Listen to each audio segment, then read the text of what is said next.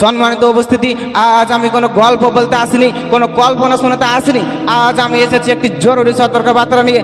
আজ দ্বীনি ইলমের কথা বলা কোনো বিলাসিতা নয়, এটা ঈমান রক্ষার শেষ ডাক, এটা ঈমান রক্ষার শেষ ডাক। কারণ ইতিহাস সাক্ষ্য দেয়, যে জাতি দ্বীনি ইলমকে অবহেলা করে, যে জাতি দ্বীনি ইলমকে অবহেলা করে, সে জাতি আল্লাহর হিদায়াত হারায়। আর যে জাতি আল্লাহর হিদায়াত হারায়, সে জাতি দুনিয়ায় লাঞ্ছিত হয়, দুনিয়ায় লাঞ্ছিত হয়, আখিরাতেও চরম ধ্বংসের মুখোমুখি হয়। আল্লাহ তাআলা সূরা জুমার আয়াত নাম্বার 9 এর মধ্যে বলেন, হাল ইয়াস্তাবিল্লাযীনা ইয়া'লামুনা ওয়াল্লাযীনা লা ইয়া'লামুন, অর্থাৎ যারা জ্ঞানী এবং যারা অজ্ঞ, যারা জানে এবং যারা জানে না, যারা শিক্ষিত এবং যারা অশিক্ষিত, তারা কি কখনো সমান হতে পারে? তারা কি কখনো সমান হতে পারে?